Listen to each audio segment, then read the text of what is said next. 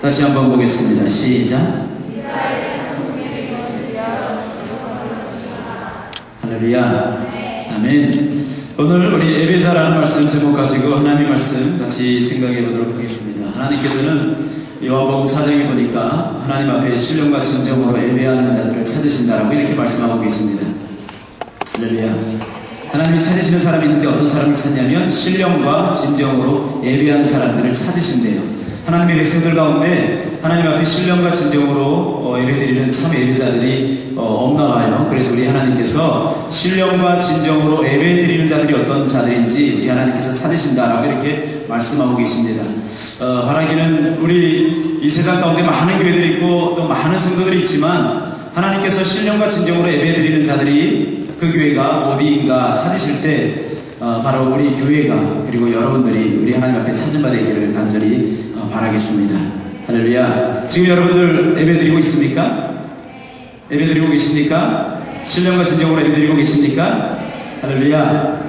신령과 진정으로 우리 하나님 앞에 예배 드리게 되는 여러분들 되시기 바라겠습니다. 우리 하나님께서는 신령과 진정으로 예배 드리는 자들을 찾으신다고 했는데 찾으시는 이유가 뭐냐면 그렇게 예배 드리는 자들에게 우리 하나님께서 임재하셔서 은혜와 축복과 비전과 치유와 회복들을 주시기 위해서 우리 하나님께서 신령과 진정으로 예배 드리는 자들을 찾으신다라고 이렇게 말씀하셨습니다.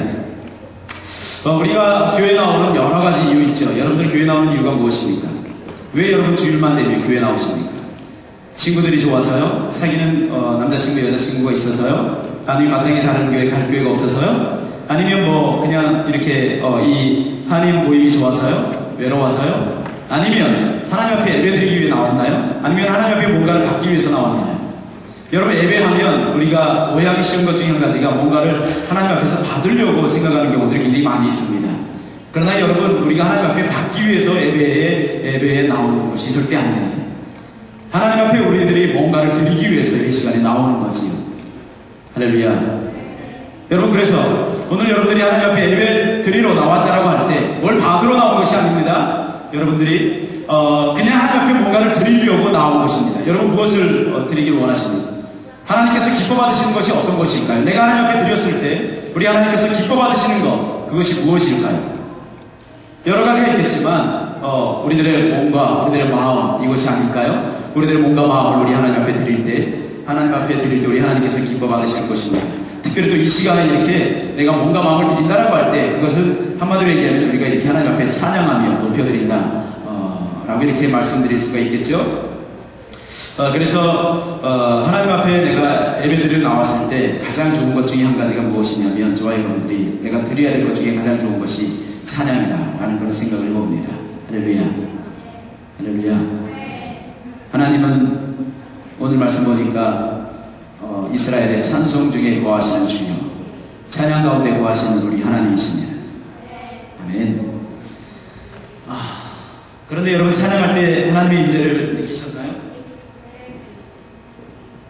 대답이 시원찮은 거 보니까 둘 중에 하나죠. 하나님이 거짓말을 했다거나 내가 찬양을 안 했다거나. 그죠?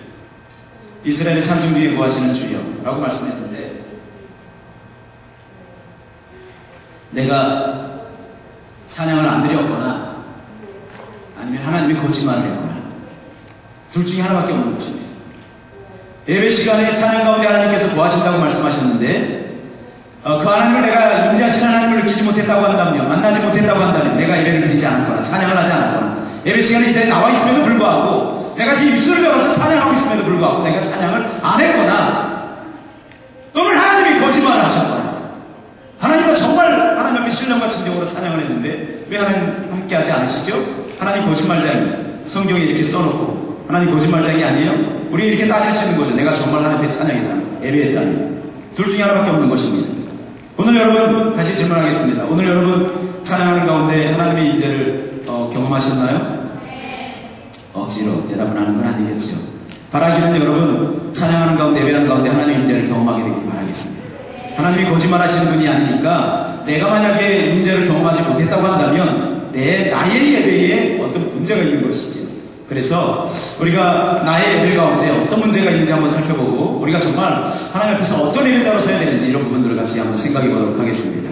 그래서 하나님을 우리가 찬양한다, 하나님을 예배한다라고 할 때 두 가지 중요한 것이 있는데 그것이 무엇이냐면 하나님이 도대체 어떤 분이냐 이거하고 또 한 가지는 예배, 찬양이 도대체 뭐냐, 찬양을 어떻게 하는 것이냐 이 부분입니다. 이스라엘의 찬송 중에 거하시는 주여라고 했으니까 찬양의 대상, 예배의 대상이신 그 하나님이 도대체 어떤 분인지, 그리고 찬양이 도대체 뭔지, 예배가 도대체 뭔지, 어떻게 예배하는 것인지 이 두 가지만 우리가 제대로 알면 하나님 앞에 바르게 예배 드릴 수 있겠다, 하나님이 만나시는 예배가 될 수 있겠다 라는 그런 생각들을 해봅니다. 하나님이 어떤 분인지 우리가 알려면 성경을 봐야 되겠죠. 성경이 하나님 말씀이니까. 그리고 하나님이 어떤 분인지 알려면 옆 사람을 자세히 보면 합니다. 왜요? 옆 사람이 하나님의 형상으로 만들어진 존재이니까. 옆 사람을 보세요. 하나님이 보이시는가? 시작. 매는큼하게 생긴 남자가 보입니까? 여러분, 옆 사람이 하나님의 형상으로 만들어졌고 내가 하나님의 형상으로 만들어져 있기 때문에 성경을 통해서 우리가 하나님을 또 알 수 있고요, 옆 사람을 통해서 내가 하나님을 알 수도 있습니다. 하나님이 어떤 분이신지, 하나님의 성품이, 하나님이 일하시는 방법이, 그런 것들을 우리가 알 수 있는 거죠. 그런데 특별히 우리가 하나님에 대해서 잘 알 수 있는 방법 중에 한 가지가 있다면 그것이 무엇이냐면 하나님이 어떤 분인지, 하나님의 성품이 무엇인지, 하나님이 어떤 일을 행하기를 원하시는지 잘 드러나 있는 것이 있는데 그것이 하나님의 이름에 담겨져 있습니다. 그래서 우리가 하나님의 이름을 잘 살펴보면 하나님이 어떤 분인지를 우리가 알 수가 있습니다. 하나님의 성품이 어떤지도 알 수 있고요. 여러분, 성경에서 하나님의 이름 하면 중요한 이름이 등장하는데 세 개의 중요한 이름이 등장하고요. 오늘 제가 하나님의 이름 여러 가지 말씀을 드릴 것입니다. 대표적으로 세 개 먼저 말씀드리면 설명은 나중에 할게요. 엘로힘, 여호와, 그리고 주, 아도나이 이런 말입니다. 여러분, 엘로힘이라는 이름 들어보셨어요? 엘로힘. 태초에 하나님이 천지를 창조하시니라 라고 했을 때 나타난 이름이 엘로힘입니다. 엘로힘이라는 이름, 그리고 여호와, 우리 하나님께서 모세에게 자신의 이름을 계시해 주셨죠. 여호와라고 계시해 주셨습니다. 그리고 아도나이, 이런 이름들이 있는데 성경에는 이렇게 분명하게 드러나 있는 이름들, 하나님에 대한 어떤 설명적인 칭호들이 80여 가지나 돼요. 하나님의 이름이. 여러분들이 몇 개예요?